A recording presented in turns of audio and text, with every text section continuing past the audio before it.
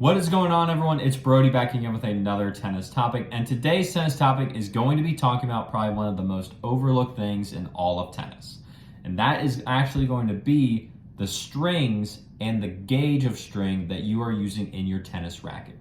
Now, what I mean by gauge is how thick or how thin the string is that you're using.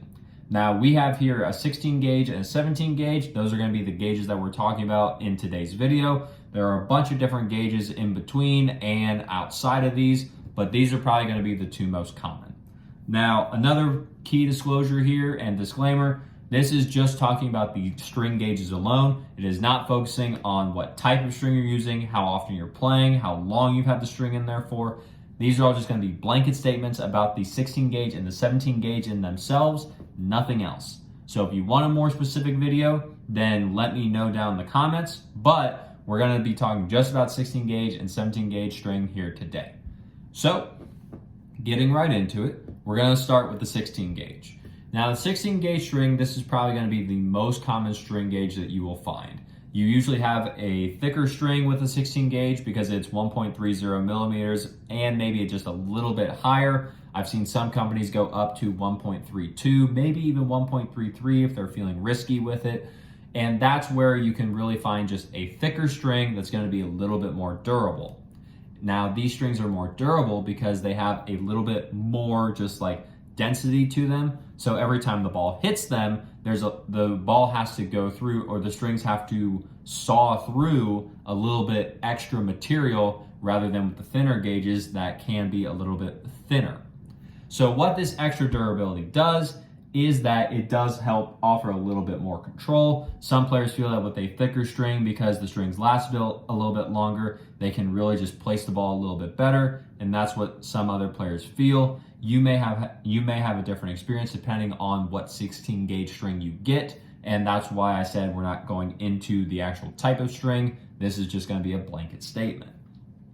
Now, because we do have a little bit more of a durable string with a little bit more control, these strings do tend to have a little bit less feel to them. The thinner strings, like the 17 gauge, which we'll talk about here in a few minutes, those tend to have more feel because they are thinner strings, whereas the thicker ones, the 16 gauges, tend to be focused more on durability, a lot less on feel, and that's where you can usually find if you want a string that's going to make you feel very connected to the string, the racket, and everything, 16 gauge may not be the one to look at. So going even forward with 16 gauge, one of the other positives that comes with it is that they do tend to hold tension better. Now what this means is that when you first get your racket strung, you get it strung at a specific weight. Whether you do that in ounces or whether you do that in kilograms, you can do that in whatever metric you prefer. However, the 16 gauges, because they are thicker, they don't tend to lose tension as much. So whatever you say, if you, for example, strung your racket at the mid tension for your racket, which let's just say in this example is 55 pounds, the 16 gauge string has a much better chance and a much better life cycle to where it stays 55 pounds more consistently rather than dropping tension very, very quickly as a thinner string like 17 gauge would. Just because the 16 gauge, there's more material there, so it's just going to take it a little bit longer for the strings to actually lose their life and go dead. And then finally, the 16 gauge, the one thing to note is that it can be harder on your arm because you have such a thicker string.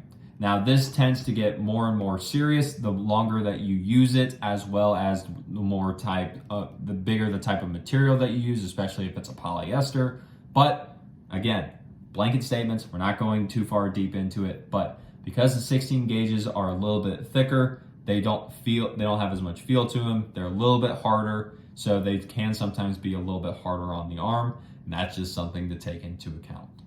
So then finally, we'll move over here to the 17 gauge, which as I said, these are going to be the thinner strings, the 1.20 millimeters to typically about 1.27. Usually the 1.25 millimeter is the standard for 17 gauge, but you have some tennis companies like Yonex and others that will do a 1.20 millimeter as their 17 gauge. The 1.25 will be a 16L, but we'll just stick with 17 gauge as between this range. The packet, whatever string pack you buy, it says it on the package, whether it's a 17 gauge or a 16 gauge. So just be careful, read the package so you know which one you're talking about, because each company will be a little bit different.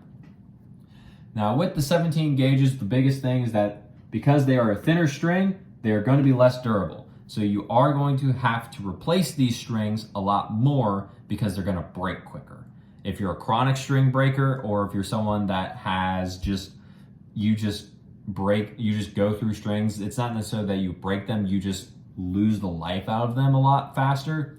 You may want to look at a 16 gauge that's thicker because it's going to hold tension longer, right down there, and it's going to just be a little bit more durable. But if you're not a string breaker like myself, or if you're just someone who's never broken a string, or you're just getting into it and you don't even know what breaking a string means, 17 gauge is going to be a great place to start in terms of what string to first put in your racket. Mainly because the 17 gauges do offer more spin and power compared to the 16 gauges. The thinner the string, usually the little bit more access to spin and power you get, just because the string can move around a lot easier. Whereas in the 16 gauge, because there's more material, the strings tend to stay in place a little bit more, which is giving that more control feeling. Now, going even further, you do have that more feel like I mentioned earlier in the video. The 17 gauge is the thinner string. The strings move around a lot more, but because there's less material in the string in itself, when the ball hits the string, you have more vibration or just more feel. Some will say vibration, some will say shock. More of it is going to come back to your arm, and that's where you do have to be a little bit careful with what type of 17 gauge you're using. But blanket wise, you're going to have more feel on a 17 gauge string than a 16 gauge string because there's less material, so there's more feel on where you're hitting the ball, and you feel just more connected to the racket and the strings itself. Now, as I kind of mentioned a little bit earlier, the 17 gauge string, because they are thinner, they are going to lose tension quicker, so you do have to kind of restring these ones a little bit more so often than the 16 gauge. So if you're playing through 17 gauges and you're just going through them like week after week, month after month, and you're just like, I'm just blowing through these too fast. It's not even that I'm breaking them. They just lose their life too much because of how much you're playing or anything like that. You may want to try the 16 gauge just to see.